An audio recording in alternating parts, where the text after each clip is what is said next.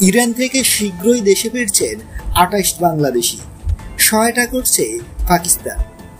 যুদ্ধ পরিস্থিতির কারণে ইরান থেকে দেশে ফিরতে চাওয়া বাংলাদেশিদের প্রথম দলটি ২৮ জন সড়কপথে পাকিস্তান সীমান্তে পৌঁছেছে। পাকিস্তান সরকারের সহায়তায় তারা শীঘ্রই করাচি যাবেন এবং সেখান থেকে বিমান যোগে বাংলাদেশে ফিরবেন। বৃহস্পতিবার রাতে পররাষ্ট্র মন্ত্রণালয় থেকে পাঠানো এক বিজ্ঞপ্তিতে এই তথ্য জানানো হয়। পররাষ্ট্র মন্ত্রণালয় জানায়, মোট ২৮ বাংলাদেশি নাগরিকের এই দলটিকে পাকিস্তান সরকার প্রয়োজনীয় সহায়তা দিচ্ছে।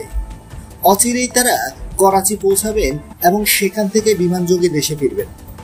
পরিস্থিতি স্বাভাবিক না হওয়া পর্যন্ত ইরানে অবস্থিত বাংলাদেশ দূতাবাস অন্য প্রত্যাবাসনের ইচ্ছুক বাংলাদেশিদের জন্য দেশে ফিরাতে সহযোগিতা অব্যাহত রাখবে। তেহরানে বাংলাদেশ দূতাবাস নিয়মিতভাবে সেখানে অবস্থানরত বাংলাদেশি নাগরিকদের সঙ্গে যোগাযোগ রক্ষা করছে।